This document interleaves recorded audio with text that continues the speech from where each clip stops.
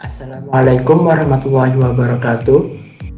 Perkenalkan, saya Ibnu Abin Al-Faqih, NIM 07201036 dari Prodi Teknik Sipil. Perkenalkan, saya Fadilah Dahlia Lukman, NIM 13201026. Saya dari Teknik Lingkungan.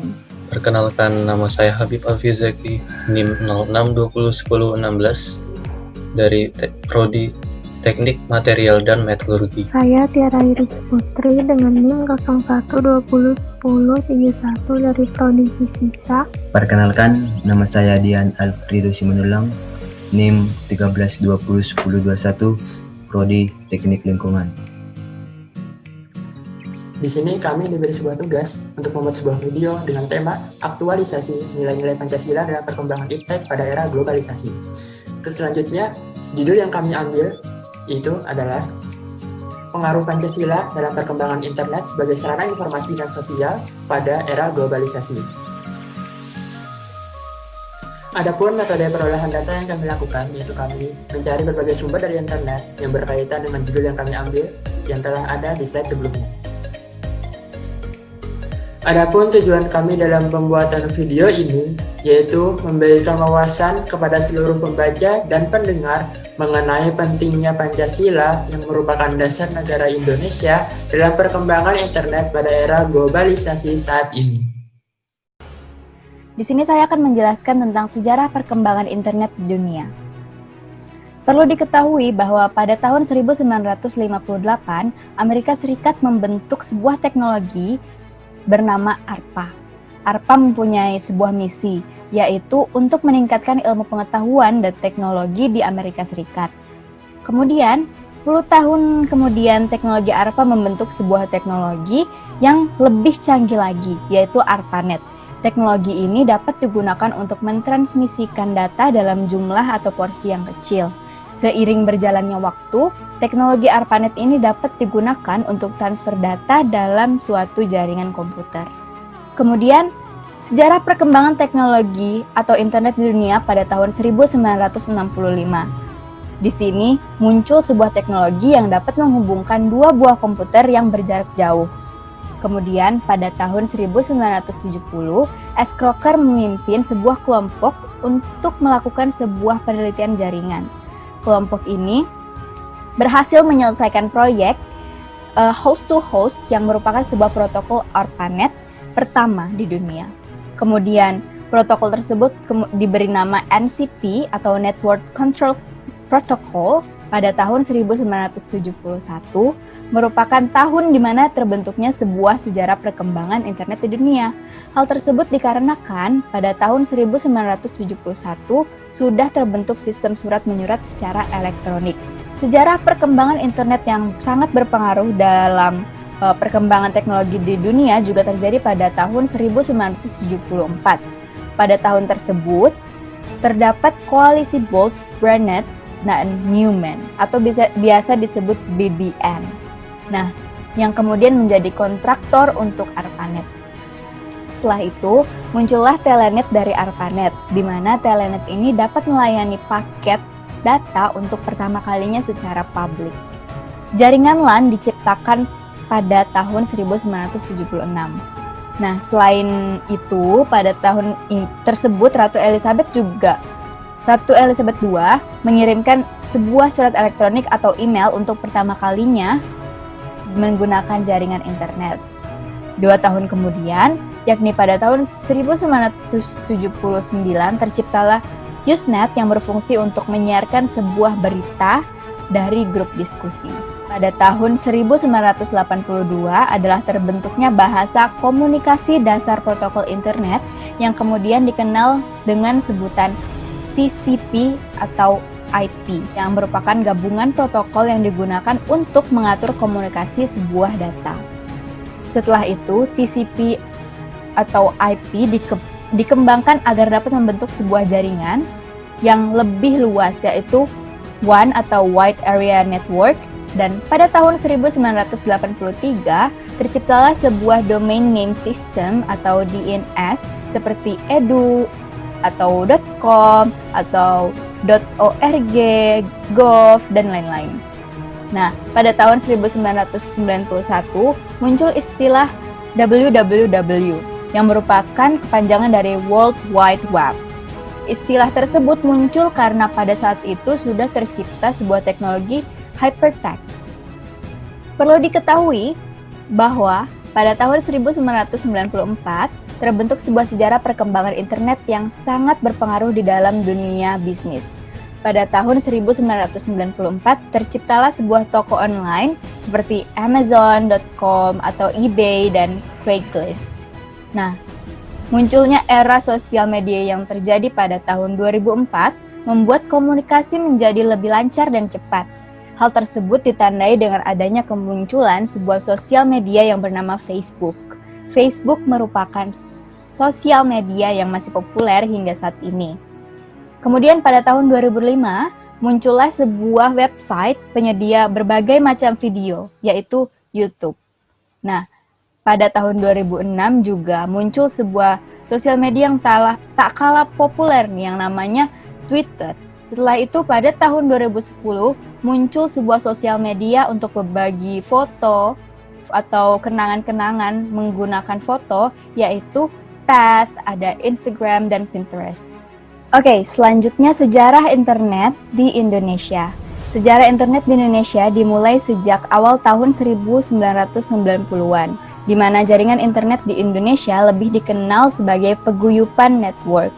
Seturut dengan perkembangan teknologi, maka perkembangan internet di Indonesia menjadi lebih komersial dan individual, terutama yang melibatkan perdagangan internet.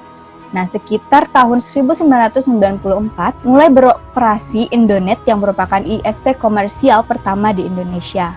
Nah, kemudian berkembang lebih lanjut di tahun 1995 dengan beberapa BBS atau Bulletin Board System di Indonesia yang menyediakan jasa akses telnet ke luar negeri. Dengan memakai remote browser links di Amerika Serikat, maka pemakai internet di Indonesia bisa akses internet HTTP atau Hypertext Transfer Protocol.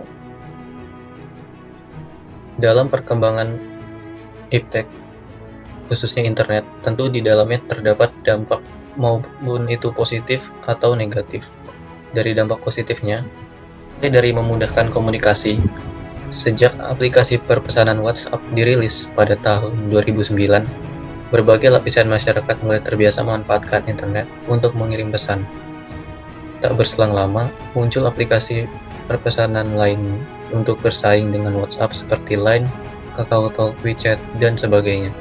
Belum selesai di situ, platform media sosial seperti Facebook, Twitter, Instagram turut membuat fitur pesan pribadi. Pada dampak positif yang kedua, memudahkan pencarian informasi. Dampak positif internet selanjutnya yang bisa kamu rasakan adalah kemudahan akses terhadap berbagai informasi yang bisa didapat pula secara real time. Selain berita dari portal online, kamu juga bisa mendapatkan berbagai informasi dari media sosial. Dampak positif yang ketiga yaitu memudahkan transaksi bisnis. Kehadiran internet membuat transaksi dan proses belanja semakin mudah. Karena dapat dilakukan melalui internet, selain proses pembelian, proses pembayaran pun dapat dilakukan melalui aplikasi dan website perbankan atau uang digital alias e-wallet. Yang selanjutnya yaitu manfaat pada sarana untuk belajar. Sesuai penjelasan di poin sebelumnya, internet dapat digunakan untuk mencari buku atau referensi belajar bagi siswa. Namun, dampak positif internet tak hanya berhenti di situ. Melalui berbagai platform seperti artikel, blog, media sosial, atau platform berbagi video, kini semua orang bisa belajar dari internet. Bahkan sejak pandemi, internet menjadi sarana utama dalam mendukung kegiatan belajar mengajar secara formal. Dan manfaat selanjutnya, media untuk berkarya. Memamerkan hasil karya kini tak lagi menggunakan cara yang sulit. Inilah salah satu dampak positif lain dari internet. Kamu bisa menggunakan berbagai platform untuk menampilkan hasil karyamu. Dari dampak positif tentu kita menemukan dampak negatif di dalamnya. Dampak negatif yang pertama yaitu penyebaran hoax. Manusia seringkali mudah tergoda dengan informasi yang mencengangkan tanpa memastikan kebenarannya terlebih dahulu. Pengguna internet sering membagikan informasi kepada orang di sekitarnya. Namun, hal ini akan menjadi masalah ketika informasi yang dibagikan ternyata tidak benar alias hoax. Pada dampak negatif yang kedua, yaitu penipuan dan aksi kejahatan. Kemudahan transaksi online juga diiringi dengan dampak negatif seperti penipuan dan aksi kejahatan yang dilakukan orang untuk mendapat keuntungan sendiri. Salah satu kejahatan yang sering terjadi adalah phishing, yaitu sebuah website tiruan dengan tampilan website asli yang meminta username dan password milikmu untuk disalahgunakan. Biasanya adalah website perbankan. Dampak yang ketiga yaitu cyberbullying. Kehidupan sosial manusia masih belum terlepas dari perundungan bullying.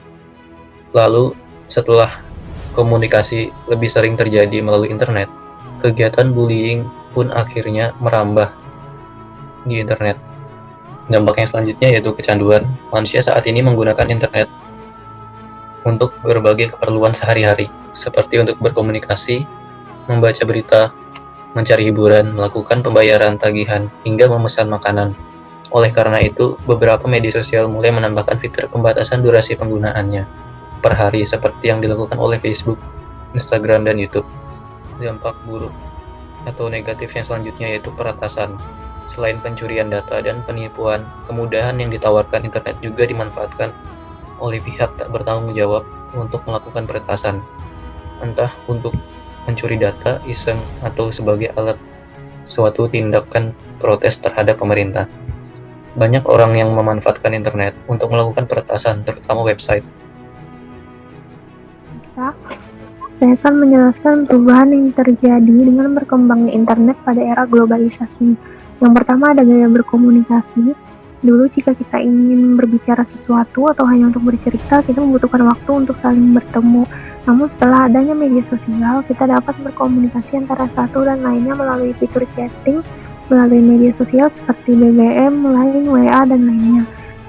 Yang kedua, ada gaya bahasa. Walaupun tetap berbahasa Indonesia dalam kesehariannya, namun tidak dapat dihindari adanya pemakaian bahasa asing dalam bermain media sosial. Misalnya mereka mengupload sebuah foto namun menuliskan sebuah deskripsi foto tersebut dengan menggunakan bahasa Inggris. Yang ketiga ada perubahan pola interaksi. Para remaja mengaku mereka dapat menggunakan internet untuk membuka wawasan dan memperluas pergaulan dan pertemanan mereka. Mereka mengakui tanpa bertatap muka dan berkenalan secara langsung, mereka dapat berteman dengan siapa saja dari mana saja dan dapat menemui teman-teman baru di akun media sosial mereka.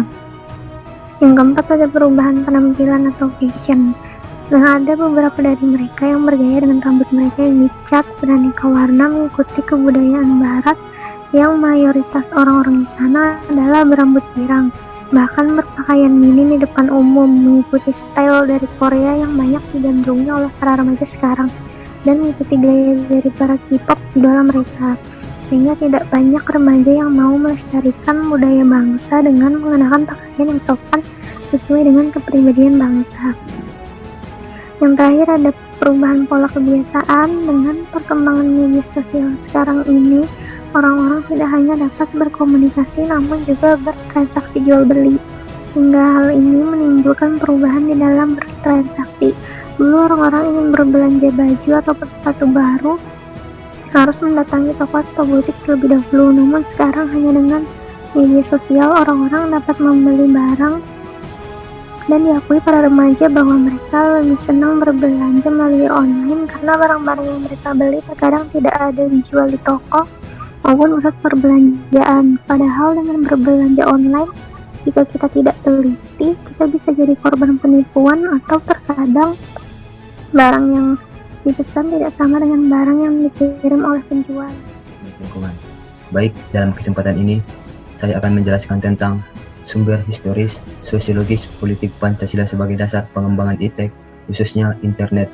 Sumber historis, sosiologis, politik Pancasila sebagai dasar pengembangan ITEK, khususnya internet, dapat kita telusuri dalam pembukaan Undang-Undang Dasar 1945 alinea keempat. Proses mencerdaskan kehidupan bangsa yang terlepas dari nilai spiritual, kemanusiaan, solidaritas kebangsaan, musyawarah, dan keadilan merupakan pencerdasan terhadap amanat pembukaan Undang-Undang Dasar 1945.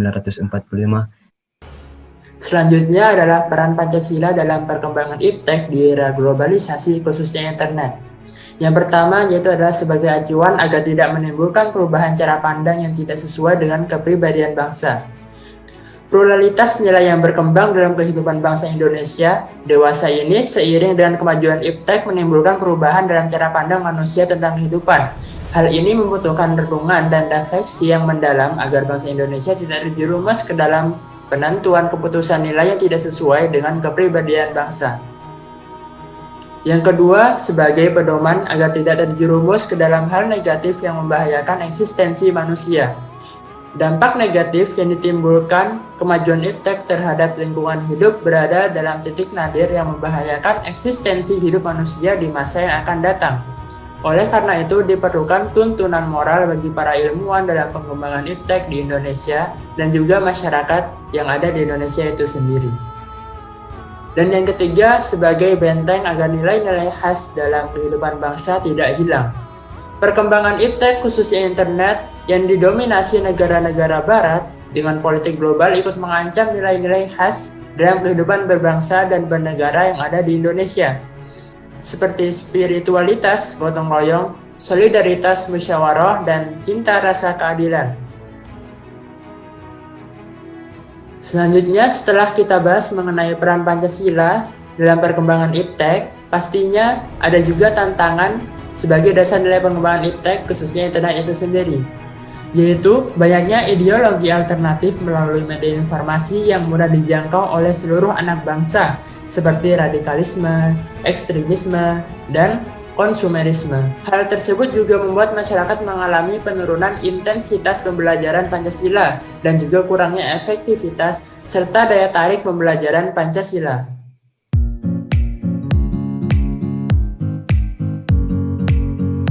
Ya, jadi dari serangkaian pembahasan yang telah kita bahas sebelumnya, dapat kita ketahui bahwa Pancasila ini memanglah penting dalam proses perkembangan teknologi khususnya internet yang sedang berkembang di era globalisasi saat ini.